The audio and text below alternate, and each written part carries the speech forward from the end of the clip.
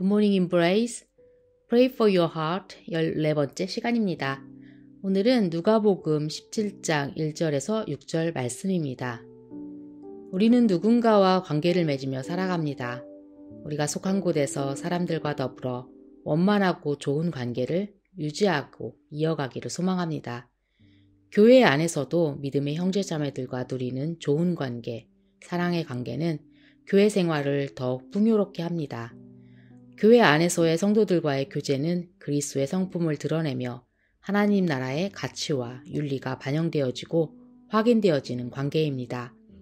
이렇게 우리는 그리스도 안에서 서로에게 믿음의 좋은 형제 자매, 즉 좋은 친구가 되어주어야 합니다. 그러면 믿음 안에 진실한 친구란 어떤 모습일까요? 누가복음 17장 1절에서 6절 말씀을 통해 우리가 믿음의 좋은 친구가 되도록 기도하기를 원합니다. 누가복음 17장 1절에서 6절 말씀입니다. 예수께서 제자들에게 말씀하셨다. 걸려 넘어지게 하는 일들이 생기지 않을 수는 없지만 그러한 일들을 일으키는 사람은 화가 있다. 이 작은 사람들 가운데 하나를 걸려 넘어지게 하는 것보다 차라리 자기 목에 큰 맷돌을 매달고 바다에 빠지는 것이 나을 것이다. 너희는 스스로 조심하여라. 믿음의 형제가 죄를 짓거든 꾸짖고 회개하거든 용서하여 주어라. 그가 내게 하루에 7번 죄를 짓고 7번 내게 돌아와 회개하오 하면 너는 용서해 주어야 한다. 사도들이 주님께 말하였다. 우리에게 믿음을 더하여 주십시오. 주님께서 말씀하셨다. 너희에게 겨자씨 한 알 만한 믿음이라도 있으면 이 뽕나무더러 뽑혀서 바다에 심기어라 하면 그대로 될 것이다. 아멘. 첫 번째, 나의 말과 행동을 통해 예수님이 드러나게 되기를 기도합시다. 1절에서 예수님께서는 제자들에게 경고하십니다.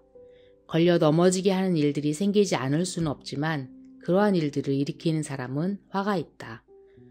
걸려 넘어지게 하는 일들이란 죄의 유혹들을 말합니다. 우리는 누구에게나 죄의 유혹들이 찾아온다는 것을 압니다. 이러한 유혹들은 생기지 않을 수 없습니다. 이 구절에서는 예수님께서는 이러한 일들을 일으키는 사람에 대해 초점을 맞추십니다. 이러한 일들을 일으키는 사람들이란 어떤 사람을 말하는 것일까요? 2절에서 보듯 작은 사람들 가운데 하나를 걸려 넘어지게 하는 사람입니다. 즉, 친구를 죄의 길로 유혹하는 사람을 말합니다. 예수님은 형제를 죄의 길로 유혹하는 사람은 목에 큰 맷돌을 매달고 바다에 빠지는 것이 낫다고 말씀하십니다. 무엇보다 낫다는 것인가요? 하나님의 진노보다 낫다는 것입니다. 친구를 죄의 길로 유혹하고 이끄는 사람에게 하나님의 진노는 거세다는 것을 알 수 있습니다. 그러한 자의 죄가 얼마나 크고 엄중한지를 알 수 있습니다.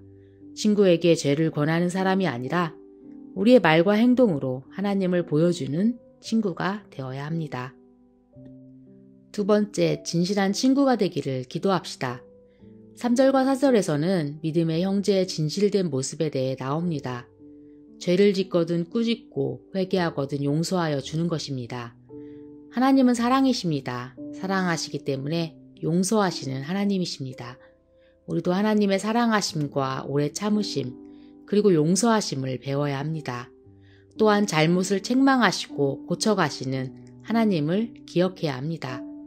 디모데후서 3장 16절은 모든 성경은 하나님의 영감으로 된 것으로서 교훈과 책망과 바르게 함과 의로 교육하기에 유익합니다. 라고 말합니다. 하나님은 우리의 잘못을 꾸짖으시고 또한 바르게 고쳐가십니다. 믿음의 친구가 된다는 것은 사랑하고 용서해주는 관계일 뿐만 아니라 죄의 길로 가는 친구에게 그것은 죄다 라고 분명하게 말해줄 수 있는 관계입니다. 그 영혼이 잘됨을 바라는 사람만이 할 수 있습니다. 사랑한다면 친구가 잘못된 길로 갈 때 그것을 아픈 마음으로 말해주어야 합니다. 나 또한 누군가 나의 죄를 책망했을 때 겸손한 마음으로 듣고 스스로를 돌아보아야 합니다. 이렇게 서로에게 진실한 친구가 되기를 기도합시다. 세 번째, 내가 예수님을 의지할 수 있도록 기도합시다. 5절과 6절에서는 믿음에 대한 이야기가 나옵니다. 제자들은 죄를 지은 자를 계속해서 용서해 주어야 한다는 예수님의 말씀에 우리에게 믿음을 더하여 주십시오 라고 말합니다. 이에 대해 예수님의 대답은 흥미롭습니다. 너희에게 겨자씨 할 만한 믿음이라도 있으면 이 뽕나무더러 뽑혀서 바다에 심기어라 하면 그대로 될 것이다. 식물인 뽕나무가 스스로 움직이는 것은 자연의 질서를 거스리는 것입니다. 이렇게 할 수 있는 분은 자연의 주인이신 예수님만이 하실 수 있습니다. 결국 우리에게는 겨자씨만한 믿음도 없을 뿐더러 믿음을 만들어낼 수도 없다는 말씀입니다. 또한 사랑과 용서는 믿음의 크기와 관련 없다는 말입니다. 작은 믿음으로도 할 수 있다는 의미입니다. 믿음은 예수님께서 주십니다. 마태복음 18장에 나에게 자꾸 죄를 짓는 형제에게 몇 번을 용서해 주어야 하냐는 베드로의 질문에 예수님은 7번만이 아니라 70번에 7번이라도 하여야 한다고 말씀하십니다. 몇 번이 아니라 계속해서 용서해 주어야 한다는 것입니다. 그렇지만 우리는 한두 번은 용서해도 3번, 4번부터는 마음이 어려워지고 괴롭습니다. 반복되는 잘못을 끊임없이 용서하는 것은 힘듭니다. 지칩니다. 우리의 힘으로는 할 수 없습니다. 그렇기 때문에 예수님을 의지해야 합니다. 예수님께서 나에게 잘못한 사람을 용서할 수 있도록 힘을 달라고 기도해야 합니다. 또한 내가 잘못했을 때 용서를 구할 수 있는 겸손의 마음과 용기를 달라고 기도해야 합니다.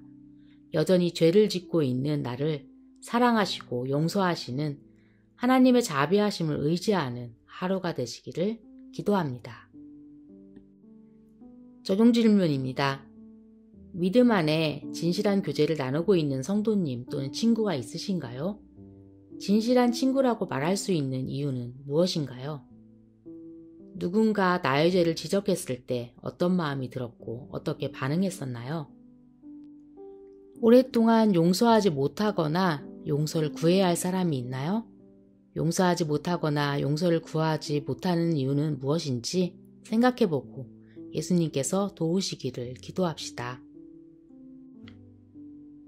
기도하겠습니다.